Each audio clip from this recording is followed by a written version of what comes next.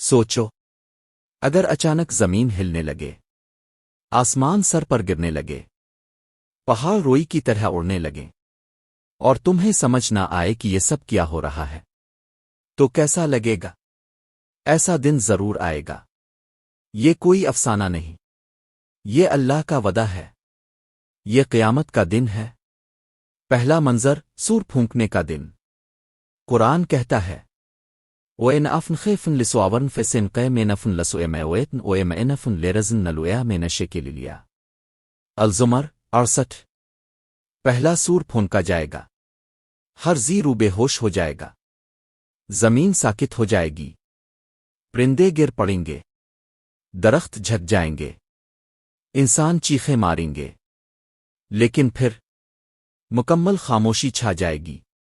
دوسرا منظر دوبارہ زندہ ہونا، پھر دوسرا سور، اور زمین پھٹنے لگتی ہے، قبرستان زندہ لوگوں سے بھرنے لگتے ہیں۔ ماں اپنے بیٹے کو پہچانتی ہے مگر بھاگتی ہے، بیوی شوہر سے نظریں چراتی ہے، دوست دوست سے انجان ہو جاتا ہے۔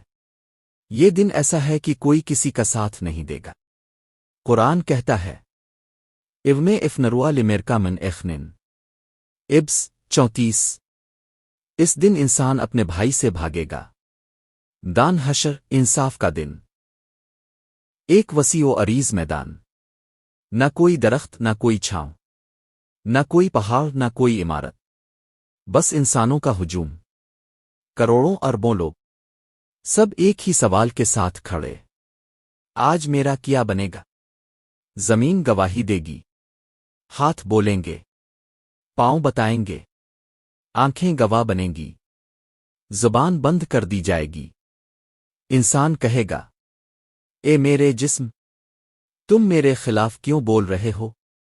جواب آئے گا ہمیں اللہ نے بولنے کا حکم دیا۔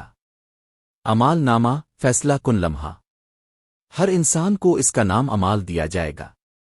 جسے داہنے ہاتھ میں دیا جائے گا وہ خوش ہوگا، وہ کہے گا لو دیکھو میرا اعمال نامہ، میں تو جانتا تھا کہ حساب ہوگا۔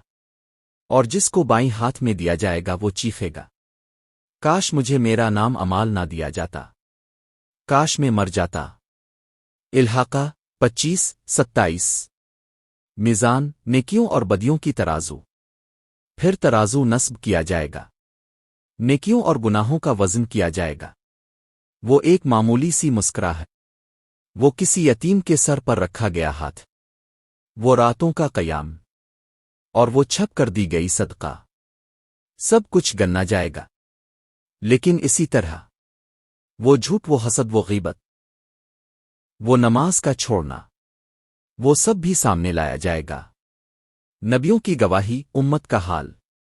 نبیوں سے پوچھا جائے گا کیا اپنے پیغام پہنچایا؟ وہ کہیں گے ہاں۔ پھر امت سے پوچھا جائے گا کیا تم نے مانا؟ کچھ جھوٹ بولیں گے، لیکن زمین، فرشتے اور نبی گواہی دیں گے، سچ سامنے آ جائے گا۔ پل صراط، نجات کا راستہ۔ پھر سب کو ایک پل سے گزرنا ہوگا۔ پل صراط جو جہنم کے اوپر بنا ہوا ہے، باریک تر تلوار سے اور تیز تر بجلی سے، کوئی دوڑتا ہوا پار کرے گا، کوئی رینگتا ہوا، کوئی لڑکھڑاتا ہوا، اور کچھ نیچے گر جائیں گے۔ یہ پل پار کرنے والے ہی جنت کے حقدار ہوں گے۔ جنت اور جہنم، آخری انجام۔ جنت کے دروازے کھولے جائیں گے، فرشتے کہیں گے سلام علیکم، تم پر سلامتی ہو، داخل ہو جاؤ، تم کامیاب ہو۔ جنت میں نہ کوئی تھکن، نہ کوئی آنکھ نم، نہ بیماری، نہ موت، صرف خوشی، سکون اور اللہ کی رضا۔ اور جن کے گناہ غالب ہوئے ان کے لیے جہنم ہے، ایک آگ جس کا ایندھن انسان اور پتھر ہوں گے، جہاں پانی بھی کھولتا ہوا ہوگا، جہاں نہ موت ہے نہ سکون، صرف پچھتاوا، صرف چیخیں، صرف اندھیرا۔ اختتام، عبرت و دعوت۔ سوچو کیا ہم اس دن کے لیے تیار ہیں؟